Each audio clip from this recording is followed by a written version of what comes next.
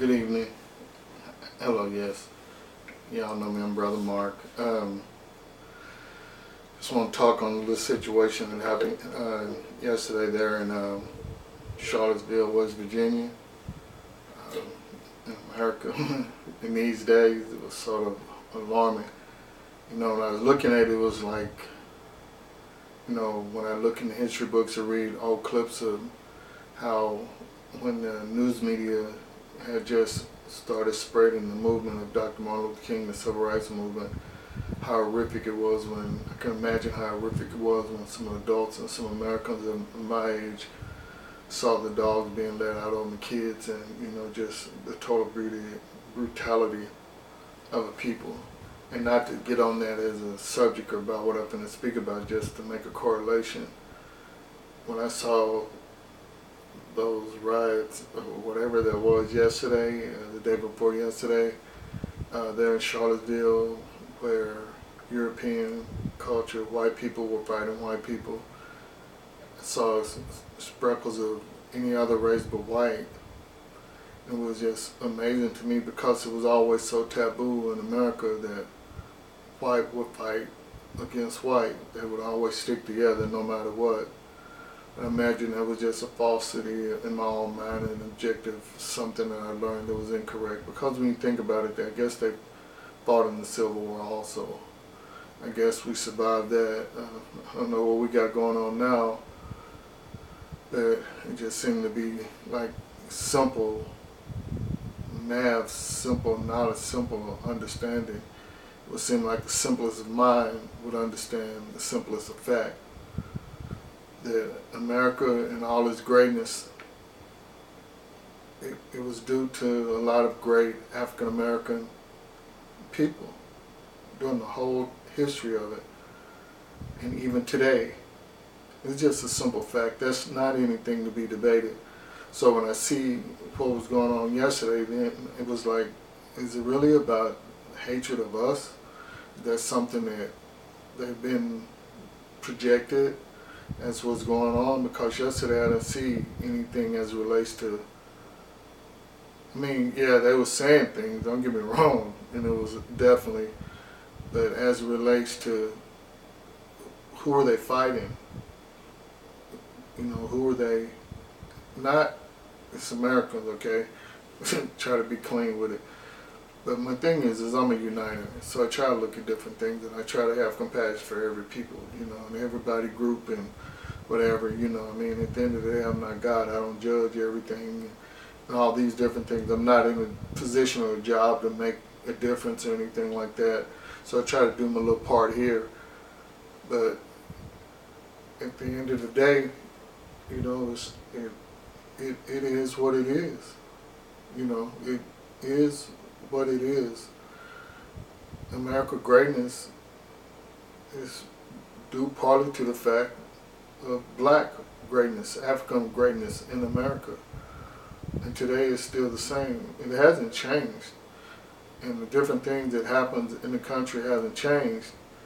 It just seems to be today there's this uptick of superiority. And I guess if you look at the European culture, they outclassed African culture as it relates to being capitalists, capitalizing on land and seizing property for capital gain, and suppressing those that they can to make them subservient to maintain a gain.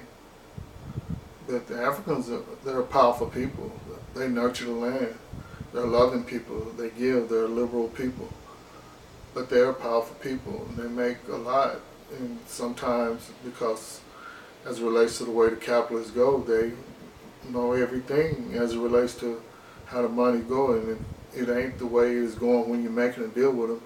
They have the power to change the law, change the rules, and make something that was legal, not illegal, based on a practice that's been taught and learned. And people are spending time now because at the end of the day, it goes back to the power and the capitalists and what America come together and how everybody does their jobs and different things. You know, I mean, so the simple fact that black people can't leave America, black people, greatness makes America. So I don't think it would be logical for, and I never did think that, and that's what I was always so confused about. I never did think that it was logical, and I always had to, back inside, you know, I just couldn't put it together in words. But it's just not logical to believe that you can run all black people out of America, or, you know, do anything to all black people. I mean, that's, you know, I mean, just, even if you were lucky and you know, the fight, we lost the fight and the will to fight and protect our interests and, you know, go to the end, you know, and all that, and we became submissive, you still would have to have us to maintain America. So what I'm saying is, don't be confused about the hype, and let's be unified again. After we get this issue resolved, let's get back to being America. Because in America, black and white people get along. They advance their agenda. They learn how to advance based on understanding of each other. Now, when it comes to a time now when it's time to show love to the brother, to the black man, that's all left for America to do, is show us some love.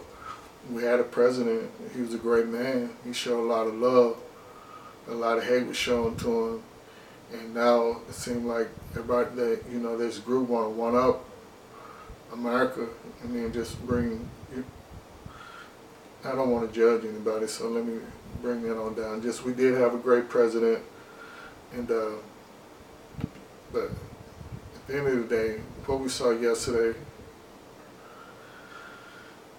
I don't think anybody with the simplest of mind, with the simplest understanding, could believe that America could stand any of that kind of activity to go on right now. It's just not where we're at right now. You know, and I understand whatever y'all trying to teach or whatever, I don't really understand it, but if that's what y'all doing, and everybody doing what they do, but you still gotta preserve America. You gotta make decisions based on America. That's what we got going on wrong here now. You know, it's like somebody just trying to be dominant. You can't dominate in America. You can't bully people, you know. And you want to push your agenda, you want to press your agenda, do it in a manner that's proper, do it in a political way, in a political form that makes it understood that you're just trying to present a position, present your position. Because in the end of the day, it look like you might have one. Because what it look like your position is that, you know, as capitalists, you don't want to be part of the power working structure that is of the African Americans. You want to be part of the capitalist society. You want to have things just like these other rich, and you feeling betrayed by them. They're up there making all this money, they're up here doing all these different things, and they've left you back here with the African Americans in the working class. So I guess you got something, but you got to say it right. You know, you can't, you know, I mean, we still America, but in the end of the day, no matter what, there's a crack, everybody can fall, any and everybody, no matter how much you got, can fall through cracks. I don't think when you have a lot, the crack gets small, but there's still cracks, and it widens as it comes down, according to your culture, according to your race, according to your financial status, according to a lot of things, if you don't stay focused. But even those with the widest gap, they make it. So not making it is not really, you know, in the general sense, anyone else's problem.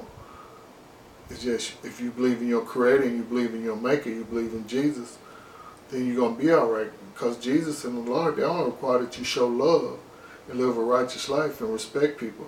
You might not have the whole world, but you're going to have something.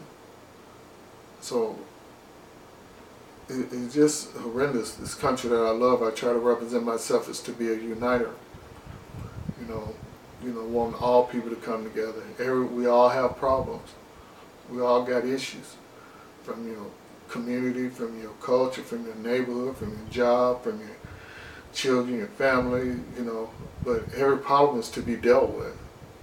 It's not to be, you can't bully somebody from being what they are. You can't bully your problems away. If it's a problem for a reason. You didn't create it. So you just can't beat it up and knock it out, you know. I mean, unless it's violated you for no reason.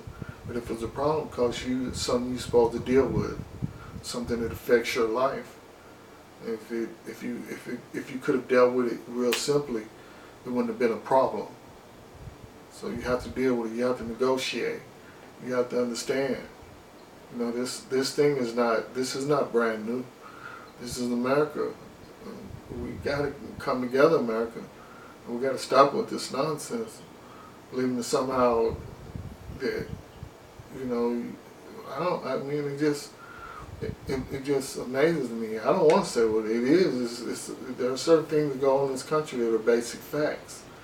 It's on record. It's history, and to ignore it or to spin it, that's just a denial. That's just a way of denying the facts. You don't have to spin the truth. You don't have, you spin opinions, and you debate opinions, but there are facts, and facts are talked about stuff that already has happened.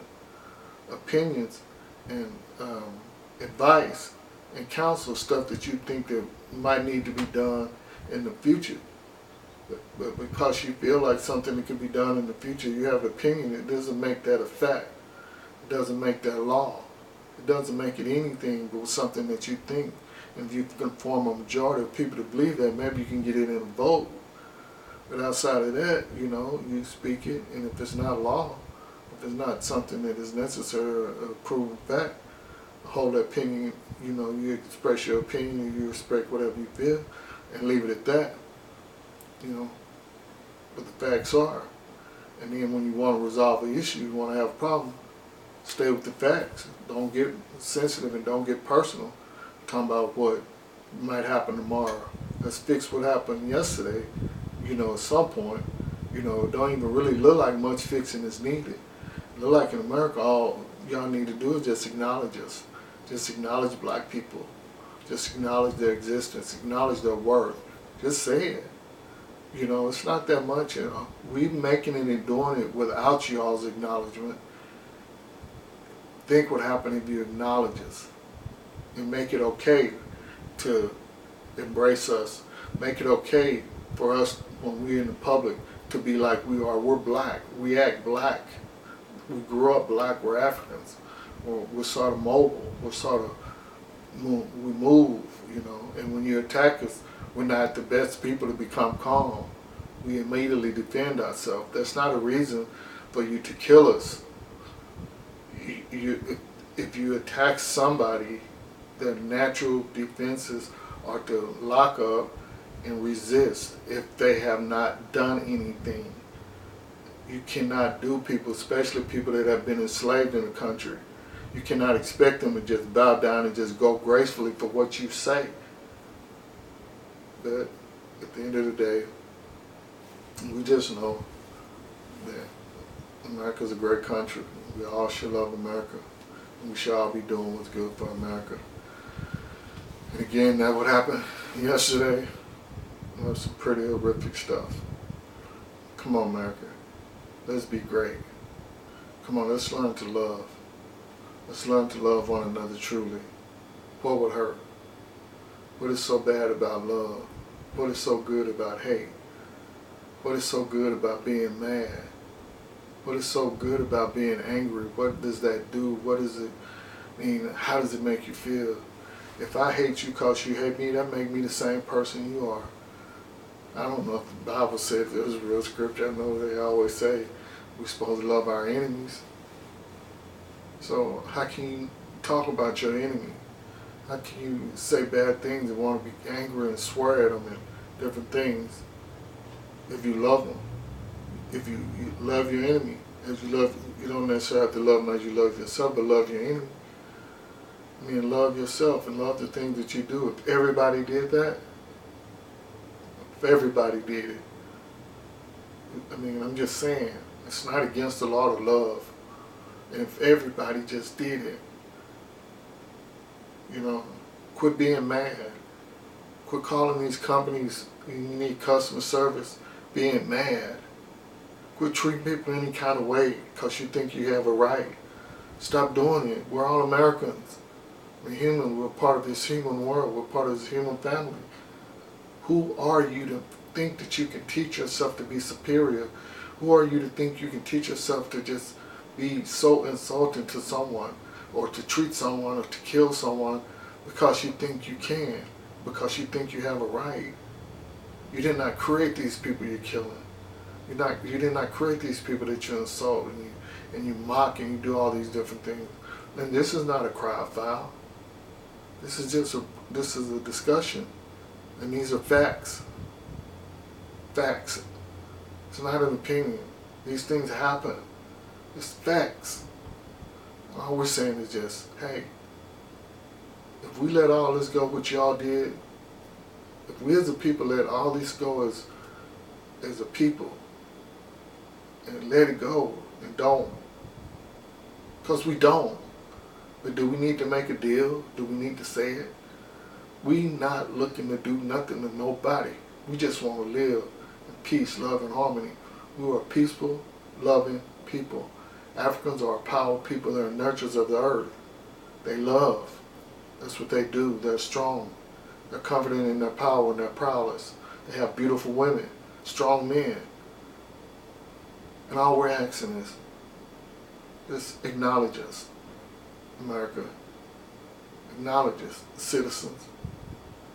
You know, stop making a vote where we don't get no representation.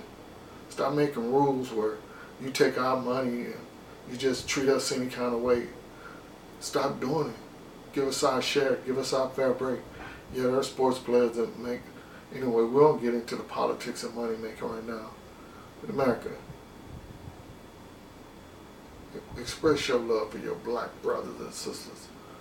Express your love and your appreciation for your Africans that you brought over here, transported over here many decades, many centuries ago. Love us. I promise we'll